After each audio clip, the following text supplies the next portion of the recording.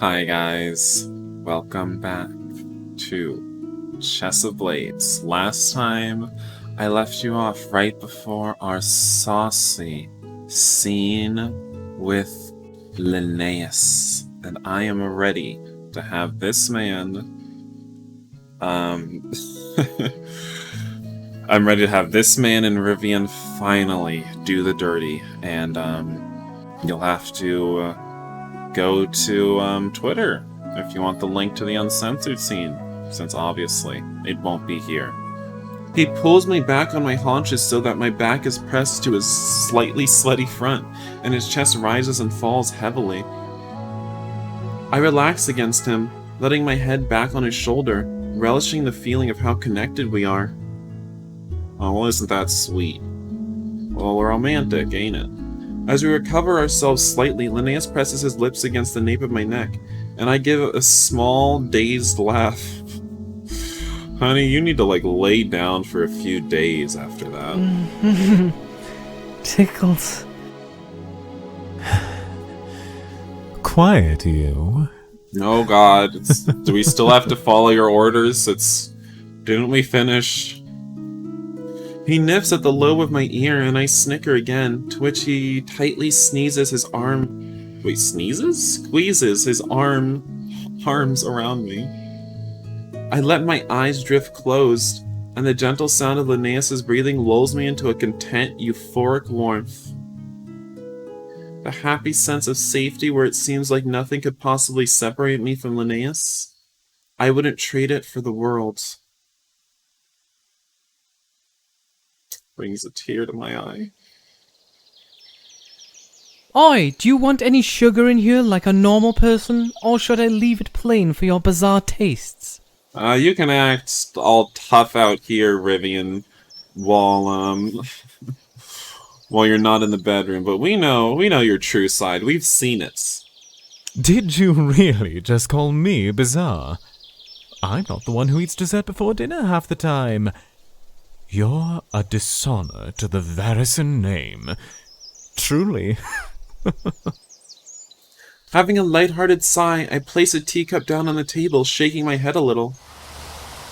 The cool spring breeze brushes by us, rifling the locks of Linnaeus' long, messy, pulled-back hair.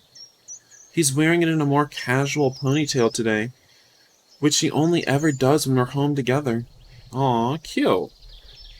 Oh my god, I want to see them having tea together. I can't Some believe English the king tea. trusts this man.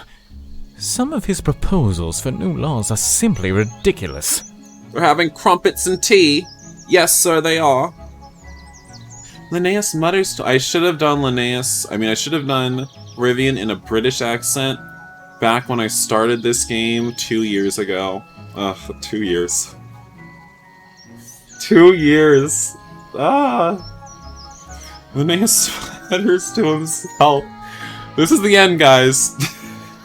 So, we won't drag it out any longer. This is the end of the game. Done all the routes now. Still, though, can't believe it took me 2 years, but still, though, I'm really shook that one fortune teller guy that we saw back at the start of Linnaeus' route didn't have any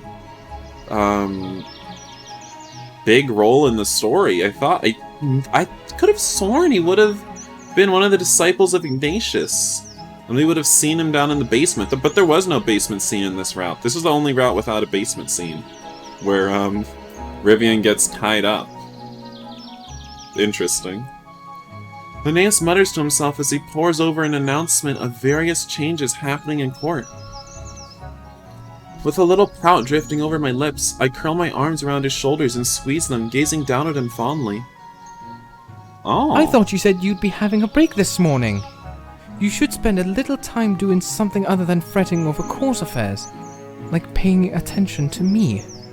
Honestly, kind of cute. I love how their hair's looking right now. They both look kind of cute. Well, it's hard to argue with that logic. This tea is spectacular. You didn't slip any strange herbs into here or something, did you? Do you think he gave you some Kush tea? What are you saying? The thought hadn't crossed my mind, but now that you mention it, I might try that next time. So I can get revenge on you for last night. Oh god, did he dominate you again last night? As Linnaeus smugly chuckles at my sour remark, he leans back against me, tossing aside the parchment he's holding. It's hard to believe that we've already been together for 2 years. Where has all the time gone? Oh my god, you guys been together for 2 years? What am I looking at? What is that? Ever since we were brought together at that fateful celebration, my life was completely upturned, and I wouldn't be able to believe where I am now if you had asked me 2 years ago. Linnaeus and I lived together in a small cozy house close to the capital, but just far enough to have privacy in one of our kingdom's many lush forests. It's just us. No servants, no relatives. Well, there is our cat Sasha, too. I remember how much Linnaeus had said he'd love his old cat, so I convinced him to take the kitten we found on the streets. Linnaeus still works as the Grand Inquisitor, but he's also training me in our kingdom's law, so that I can become a proper assistant. Right now I do a lot of bookkeeping and other relatively easy duties to help him out after I begged him to teach me his trade so that I could be more useful. He reluctantly agreed. Surprisingly, once Father learned who I'd gone off with, after a decent amount of scolding for not telling him sooner, he gave his blessing to Linnaeus and me.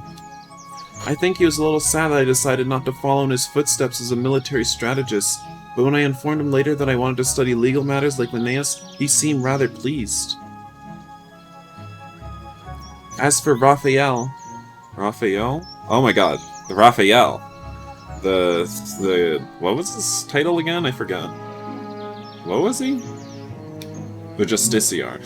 After the investigation was complete, it was clear that he had been conspiring with the disciples. Duh? He was condemned to execution for his crimes, but Linnaeus stepped in to everyone's shock. He managed to throw his weight around enough to keep Raphael from the ultimate penalty and insisted his cousin is locked away in a nice cozy prison. Linnaeus visits him regularly, however, and they've actually managed to rekindle their old friendship bit by bit.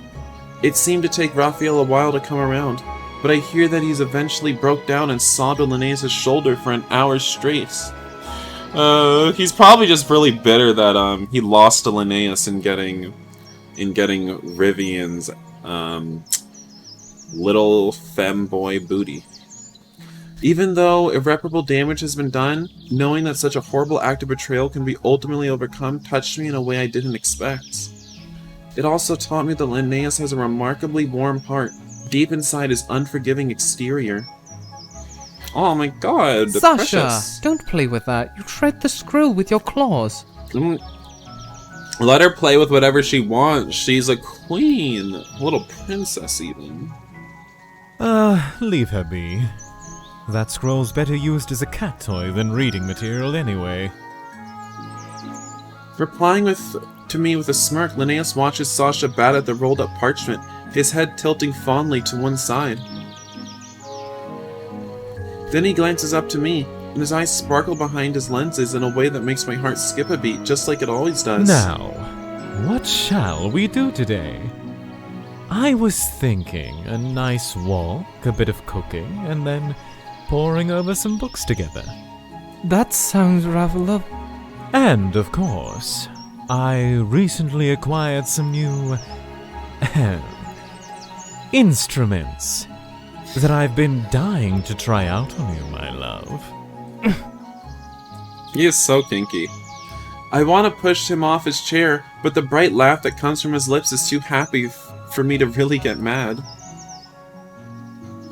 Oh my god. Yes, you'd better be careful of your own tea from now on. You'll get your comeuppance eventually, you know. Oh my god, it's so cute! Ugh. Yes! Perhaps. But until then, I think I'll just enjoy myself tormenting you. Whatever price comes at the end of it all, well, I'm sure I won't regret a single moment. With that, he squeezes my arm and presses his back against me, not so unlike an affectionate cat himself. His comforting, slightly sweet scent mingles with the earthly smell of the forest, filling my senses as I nuzzle against him. It may not be a perfect road ahead of us, and I'm sure that there'll be many bumps as we clash heads and have our differences. But I think I can safely say that after we've come this far, there's next to nothing that can tear us apart. Save perhaps Linnaeus' preference for plain tea. What a madman, and your preference for being absolutely dominated in the bedroom. What a sub. Though after coming to love all of his quirks and habits, his ups and downs, and his heart inside and out, ooh, he knows you inside and out, I know for a fact I wouldn't have him any other way. Wow. So, honestly, Chess of Blades is so good, honestly. I think it... You know, no one ever really talks about Chess of Blades, I think, enough when it comes to good yaoi games. But, like, it's so good. It's like, there's actually a story that's happening, and it's really nice to, sort of delve into this, you know, true, actual plot in a yaoi game. And it's nice to learn all the characters. It's a lot of fun. It's a lot of fun. There's not a lot of sex. There's only one per route, but it's so much fun. And I like everyone's attitude.